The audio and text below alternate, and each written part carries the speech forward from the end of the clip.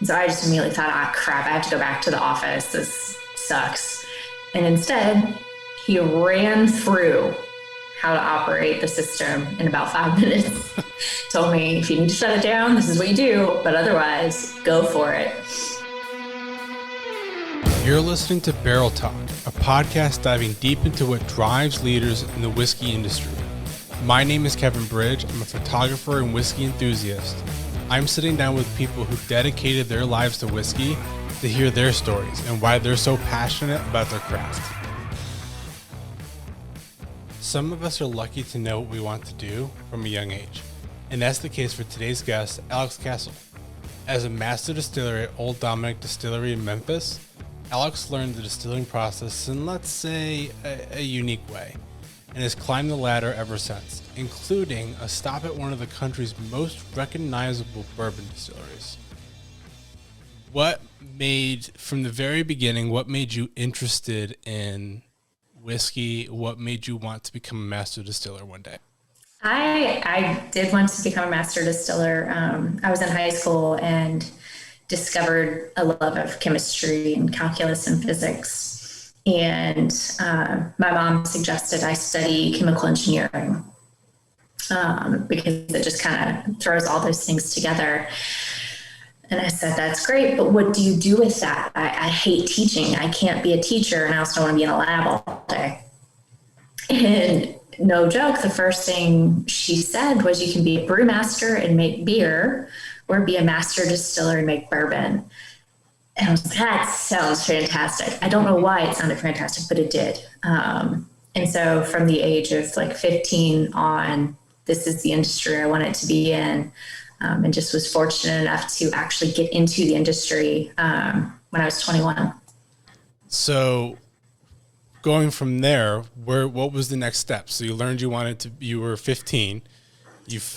Your options were brewmaster or distiller. What was the next step? Where did you go from there? So I went to University of Kentucky and studied chemical engineering. And while I was there, I did a co-op and was fortunate enough that the lady in the College of Engineering who was in charge of helping students find their co-ops was actually German. And so she was all about the beer making thing that we presented her. And so she helped find actually a company in Lexington, Kentucky that I didn't know existed, had a brewery. It was called Alltech. And they really did animal nutrition supplements. And then had as a side project a brewery in town that produced Kentucky ale beer. And got us interviews, and I managed to get a co-op there. I was actually in the engineering department. So I was not at the brewery. I was actually part of the animal nutrition supplements division. But my boss was in charge of the brewery, and so he would let me go on Fridays to help run the bottling line because they didn't have enough employees. And so that was kind of my end first, was just spending very long Fridays on the bottling line, getting, covered like knee deep in beer, basically. And I loved it. And while I was there, they actually added a distillery. And my boss knew that I was also interested in that.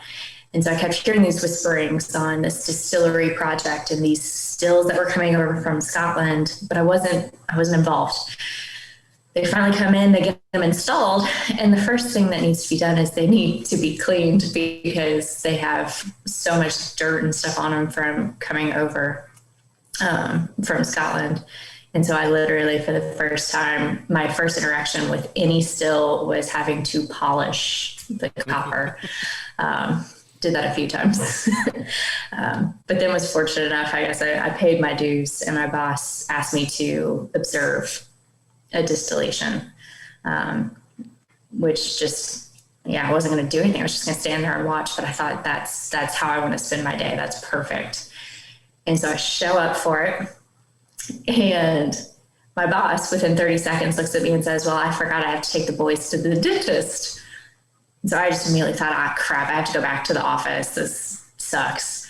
And instead, he ran through how to operate the system in about 5 minutes. Told me, if you need to shut it down, this is what you do, but otherwise, go for it. And how old were you at the time? I was 21. Okay. Yeah, I was legal. But thinking I would just observe it, I actually ended up running the system for the first time ever that day. And I don't think I stopped smiling once the entire time I was there. I was terrified. I thought I was going to blow something up, but I was ecstatic. And that was kind of it. From that point on, they had me run the stills. I think I filled the first 100 or so barrels of Pure Science Reserve whiskey. At that point, beer wasn't a thing. It was strictly distilled spirits, and that's where I had to be. So you're 21 and you're at this pet supplement company that's also making beer and also making whiskey. And I assume you're still in college at this point? Yes. Okay. Yes. And you're in Kentucky, which in the American whiskey world, like it's the epicenter kind of it. And that's where you kind of want to be if you're trying to learn, right?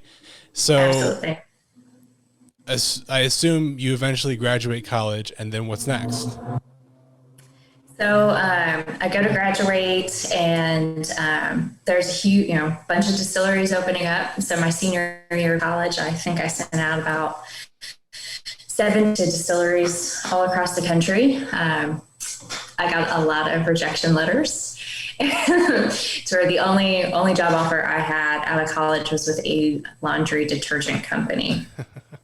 And so for my first year out of college, I was not in the distilled spirits industry. I was actually making laundry detergent, which was a great learning experience. It paid the bills. And then fortunately, within my first year of being there, I was approached about a supervisor job at Wild Turkey and was able to get back into the industry a lot quicker than I thought I would.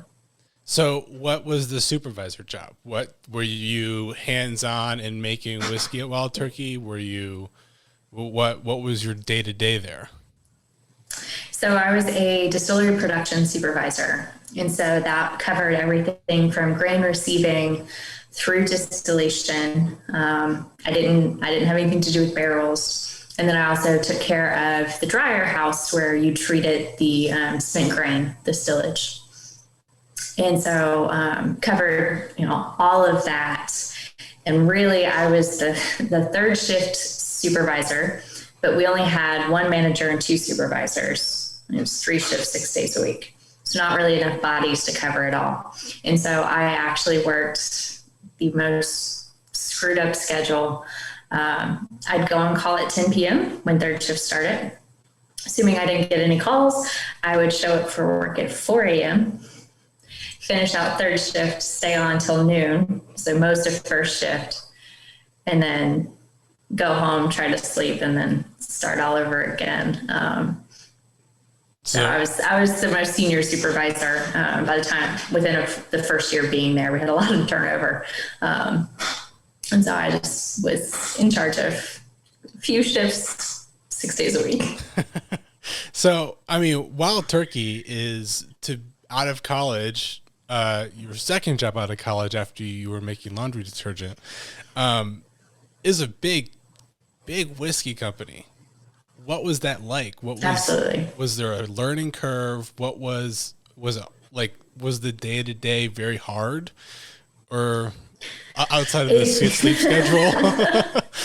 There was a very big learning curve, just because I was used to, the only distillery experience I had was with what is now called Town Branch Bourbon.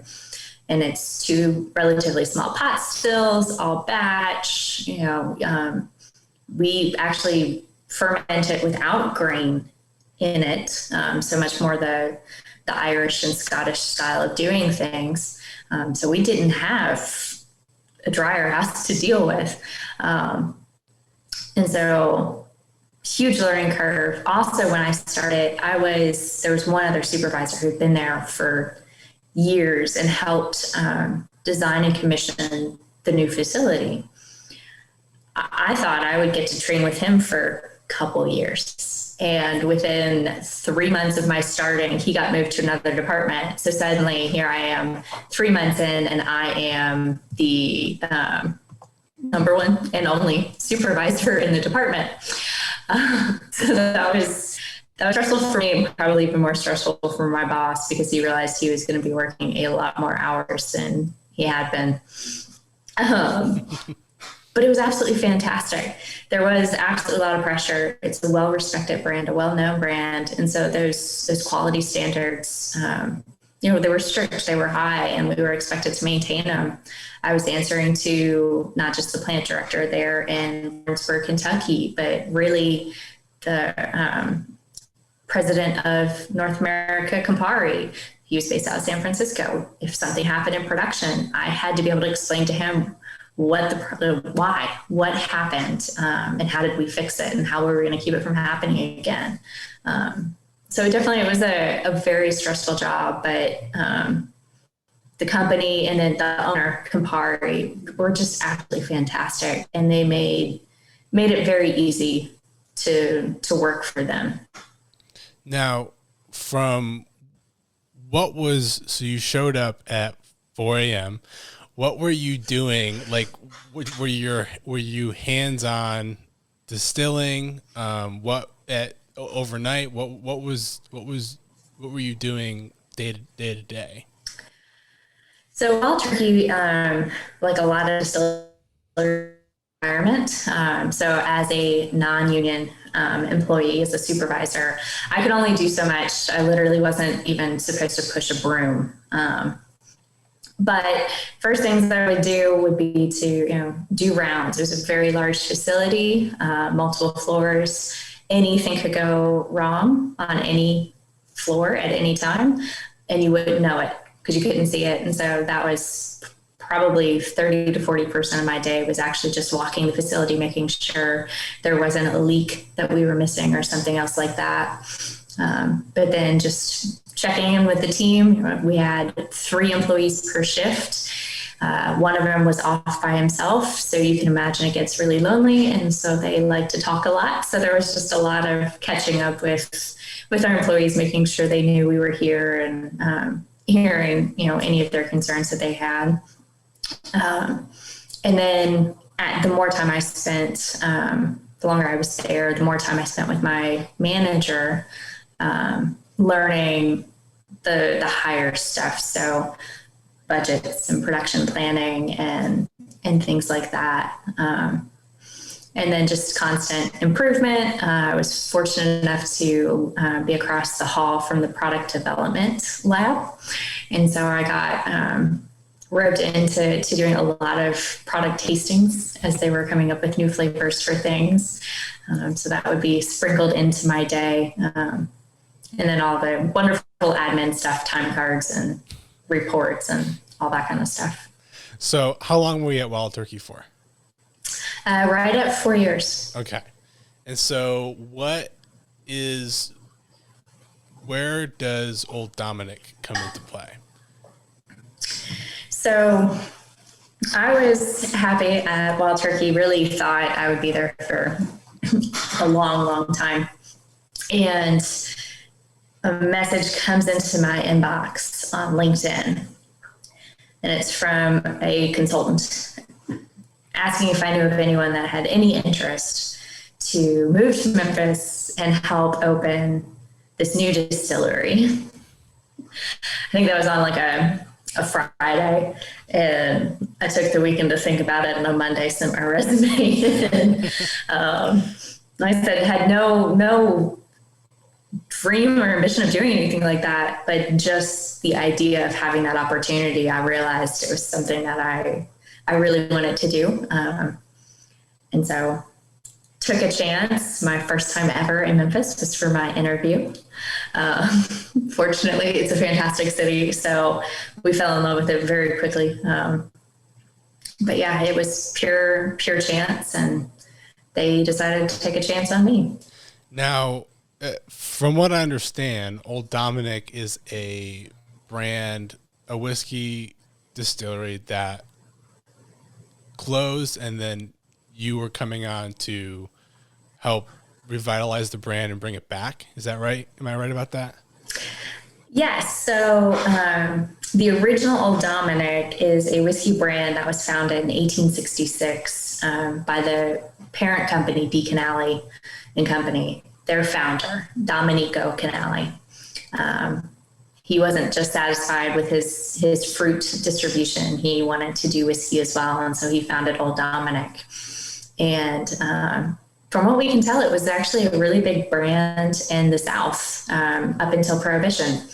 And then, of course, Prohibition hit. And like with every other brand out there, Old Dominick just ceased to exist. And unfortunately for the company, Domenico passed away just before Prohibition was repealed. And so even when Old Dominick was able to come back, its main champion, Domenico, wasn't there to try and get it going again. And so the family business kind of focused on other stuff. It continued it's been a continuous operation ever since, it had a beer distributorship, had a food distributorship. All of that has since been sold off. And fast forward to 2013, and the current president of the company, Chris Canale Jr., he's the 5th generation owner, decided he wanted to figure out what his legacy was. What's he setting the business up for when his son takes over? And they had come across this bottle of just an Old Dominick whiskey bottle, but also a bottle of Dominick Toddy. It was a product that was offered before Prohibition. And someone completely unrelated to the company had said something to him about, you should sell that brand. And this is a time when people were just wanting to throw whiskey everywhere. Sell the brand, let someone do something with it. And he said, that's a great idea, but instead of selling it, I'm just going to bring it back.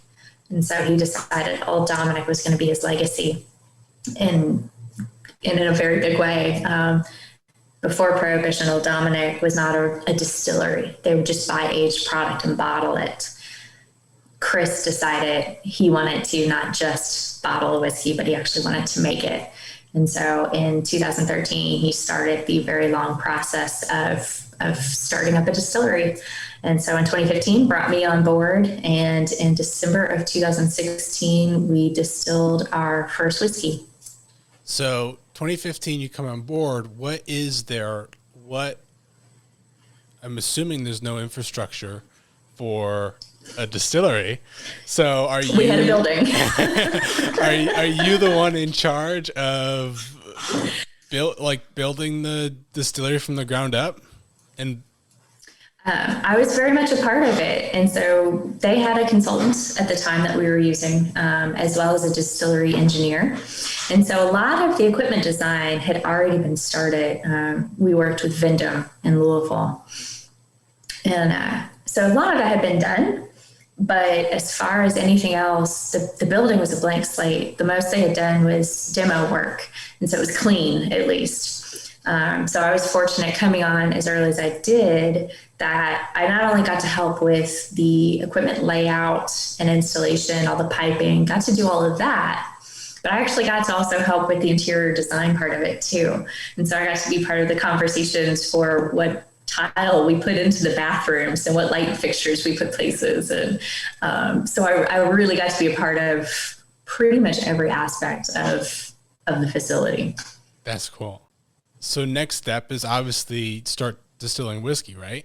What was the process of coming up with a recipe? Did you have an idea of something that you wanted to do? Was it truly just trial and error?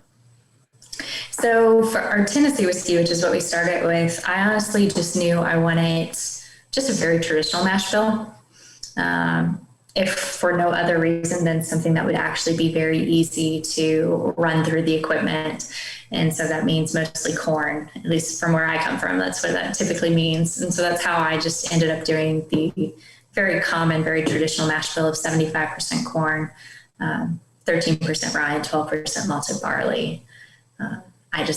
I like the flavor profile that seems to produce. And like I said, it's easy to run through your mill because corn's a lot easier to mill than rye and all of those. So So when obviously whiskey takes time to age, so you can't 2015 you can't start distilling whiskey and sell it right away. So are you sourcing whiskey at this time?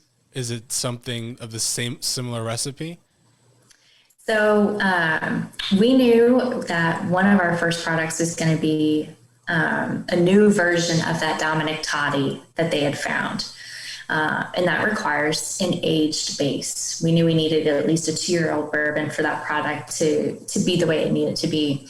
And so we actually had taken our recipe for our high rye bourbon, as well as our wheat whiskey, as well as our yeast, our barrels, and even some Memphis water up to Indiana, and worked with MGP on creating our custom mash bills there.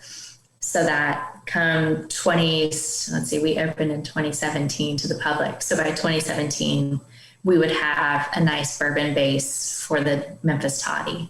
And so that base, the bourbon, as well as the wheat are now available, while our Memphis produced product is aging. Now, what is the Memphis Toddy? What is it different from normal whiskey? So the Memphis Toddy is a flavored bourbon. It is a 4 to 5 year old bourbon base, and it's our high rye mash bill. So it is 52% corn, 44% rye, and then the balance is malted barley. And we take that bourbon, combine it with hot water, and we steep it with botanicals. So it's cinnamon, clove, black pepper, cardamom, and citrus peel. And so you just steep it, get all of those wonderful flavors into the bourbon, add just a little bit of sugar to it. And it's basically a 60 proof cocktail in a bottle. Oh, that sounds good. And especially January, I'm sure it is fantastic in the cold weather. It sounds like a great winter drink. And it's low work too. You don't have to mix anything, right? Exactly. So you start with that, and then what is next? You're trying to start making is the Huling Station bourbon next? Is that what's next on the list? Actually, with the Toddy, we released 2 vodkas. Okay. So we took that Tennessee whiskey mash bill that we started with, and we actually distill it again on our vodka system. We have 2 different distillation systems. And so we actually released our Memphis vodka, which is just a traditional unflavored vodka. And then we also offer a Honeybell citrus flavored vodka that we released back in 2017 as well. And then fast forward, and then we do finally get our Huling Station bourbon. That's the red label bourbon. That came out in, I think it was 2018. I'm really losing track of my years though. And then continue to fast forward a little bit, and our gin released at the beginning of 2020. Okay. Right in time for the pandemic. It was delightful. Absolutely ruined the launch. It was wonderful. And then later on in 2020, we also released 3 line extensions to that Huling whiskey lineup. So we had our red label bourbon, and we added the wheat whiskey, the straight wheat whiskey, which is that gray label. And then also released the blue label, which is our blend of straight whiskeys. And that is actually a combination of that bourbon and that wheat. It's a 50-50 blend of the 2. And then the final product in that line extension that really went big in 2020 was the single barrel. We decided to start a single barrel selection program in 2020. And so that's available in various places. So we've kind of run through all of it, right? From you being 15 to being the master distiller at a Memphis distillery. Is this where you thought you'd end up? Is this where you wanted to be when your mom said you could be a brewmaster or distiller, and those are your 2 options? Is that Is this where you want it to be? It's not quite what I envisioned when I was 15. I'm definitely master distiller. Did not see Tennessee in my future at all. Scotland maybe, but not Tennessee. And also to combine the fact that I'm also now senior vice president of Old Dominick. I never saw myself being an executive at a distillery. Let other people do that. So I definitely didn't see that coming when I was 15. That was never on the radar. And even just the other things that I do in the industry as, president of the Tennessee Distillers Guild. I had no clue that was even an option when I was 15. So I am where I thought I would be, but also way beyond where I thought I would be. Now, this last year, you mentioned you launched gin, and the events of last year, the pandemic, really threw off the launch of that. And you also mentioned you launched a wheated whiskey, a blended whiskey, and a single barrel whiskey. That's a lot. It was a busy year. That's a lot in one year, especially a year where it's hard to get anything done, right? So what were the challenges of the last year? Like how were you able to produce that much and add so much to your lineup while dealing with what was happening? Well, so of course the gin really, we, I guess, probably start shipping it in February. So at that point, COVID didn't seem very threatening to most people, not in America. So we thought, all right, there's no reason to push it. There was no obvious threat at that time. And of course, really gin season, it's second half of March through, call it beginning of June. So like, we're fine. And then mid-March, we had to shut everything down. It was like, well, too late for that. And it typically is an on-premise product. It's typically bartenders are the ones that push gin. And so suddenly we were having to focus on retail and hope that the people who knew who Old Dominick would just go ahead and trust us and buy the gin off the shelf without ever trying it. Because of course you can't do in-store tastings either. So it forced our marketing and sales team to just really pivot and basically throw out their entire plan out the window and just focus on other tactics. And it helped that so many podcasts, bourbon groups, all of these people, everyone switched to virtual immediately. And so that was kind of how we ended up getting the word out on the gin, as well as the whiskeys later on. So whiskeys came out, I think it was like August, maybe. So by that point, things were a little more open. Unfortunately, whiskey is very much a retail, like people buy it without ever really trying a whiskey sometimes. And so by August, liquor stores are open. People are able to go in and buy stuff. And again, people were super comfortable with the virtual format. And so I think for about 3 months straight, my marketing director had me doing Zoom tastings and recordings and things. I think 3 months solid, just keep doing these tastings. And it fortunately, it's a platform that works, and it was a tactic that worked for us. Now, so I have the Huling Station bourbon right here. And you mentioned it's whiskey is very much a product that people will walk in and see a fancy label and like, oh, I'm going to try that. It's very much kind of impulsive, and it's exactly how I bought my first bottle. So props to the labeling and the bottling because it works. Our creative team has done a fantastic job with our packaging. And so when I saw that you had the blended and wheated, I'm a huge fan of wheated bourbon. And so I was very excited about that. Haven't been able to find it in the stores yet, but you sent me a sample bottle. What out of those three lineups, and you can include the single barrel, which one's your favorite? It kind of depends on what I'm going for. I love our straight bourbon, or really even the single barrel bourbon too, if I want a cocktail. So the straight bourbon, I decided to do 100 proof because I love cocktails, but I also want to be able to taste the bourbon I want to taste the whiskey. And if you have a low proof, it's really hard to do that in a cocktail. And so if I'm going cocktail, I want the bourbon. That's really I want the bourbon.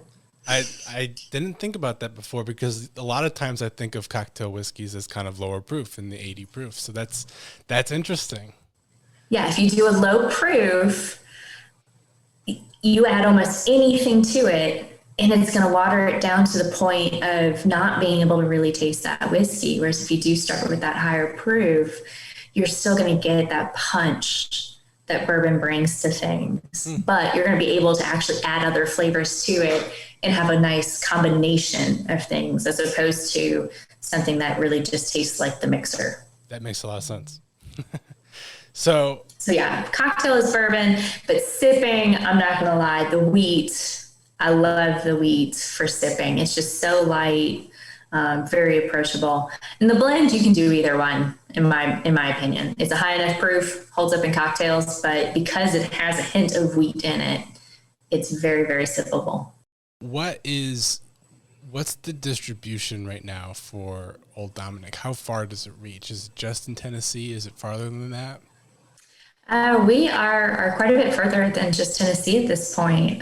So we are across the entire state of Tennessee, but we're also in Missouri, Arkansas, Mississippi, Kentucky. We just launched Kentucky last year in the middle of the pandemic, so we're there. We're also in Georgia and South Carolina, and I think that's all the places we're currently in, but we're looking to also hit Florida, as well as Kansas this year. Cool. What's next for Old Dominick? You released a whole bunch of stuff this past year. Gin, 3 new bottles of whiskey. What's next? I know, based on what I was reading, is you love to experiment. You love experimenting with new mash bills, new flavors. What is anything like that coming in the near future? Right now, no. Trying to recover from 2020 at this point. No, so we do have an R&D line that's pretty much distillery only. So that's the line that actually started our gins. That's the line where I got to do a coffee infused vodka. And it's also the one that produced all the cookies bourbon that was released again right before the pandemic last year. And that was an oatmeal raisin cookie bourbon, basically. And so there's actually a second product, kind of a cousin to the oatmeal raisin cookie bourbon, that hopefully will get released when we can reopen the distillery to tours. It's another bourbon that was finished in beer barrels. And so kind of just focusing on getting those going. What makes it an oatmeal raisin cookie bourbon? I'm interested now. So we had a brewery in town. I try to give the used barrels to any brewery in town that wants them. And we had one who managed to time it right, where they ended up with like 14 of our barrels. And decided, because they had so many, to just have fun with it, go crazy with it, and ended up creating, it was 4 or 5 different beers, just small batches. Most of them only was 1 barrel worth. And so they did one with red hots in it. Like they used, I have like 50 pounds of red hots or something crazy like that. They did an Irish stout, I think. And then they did this oatmeal raisin cookie ale. And it was my favorite of all of them, because it tasted like an oatmeal raisin cookie. And so when they went to empty the barrels, they asked me if I would be at all interested in taking some of the barrels back and seeing what would happen if we put bourbon back in them. I was like, yeah, sure, why not? So I took that barrel back, and sure enough, I think after a week we tasted it, and you could tell it was getting the oatmeal raisin cookie flavor, but it was still tasting like bourbon. And so at week 2, we tasted it, and it was perfectly balanced between cookie and bourbon. And so that's when we emptied the barrel, and it was probably one of my favorite products, and probably will remain one of my favorite products because of how goofy and off the wall it was. That's really cool, between the partnership between a brewery and distillery making it's such a unique product. That's cool. That's really cool. And okay, one last question. We kind of touched on this earlier, but doesn't have to be Old Dominick. But if you were to sit down and you're pouring yourself a glass of whiskey, what is your go-to? Well, first, this is going to sound terrible. I typically actually don't even drink whiskey. That's my husband. My husband typically drinks the whiskey. That's kind of like your collection of whiskey. That's every bottle in this house is his. I am much more of a gin and soda drinker or wine drinker. Okay. But for a long time, my favorite whiskey, and I just can't even justify buying it anymore, was Elijah Craig 18-year-old. Okay. I came across it when I was in college, or shortly thereafter. My mom and I did the Kentucky Bourbon Trail and got to try it at Heaven Hill, and I thought it was the best bourbon. And so that was my all-time favorite for a long time, but it's been a while since I've tried it. So, and I don't know if it's that good anymore or not. I honestly don't know if I could say I've tried it before, but I've heard good things about it. Well, Alex, thank you so much for joining me. It's been a pleasure. Thanks for having me. And thank you for listening. If you want to support the podcast, be sure to subscribe, rate, and review on whatever platform you're listening on. It helps the show grow and introduce more people to the stories behind their favorite whiskeys. You're listening to Barrel Talk.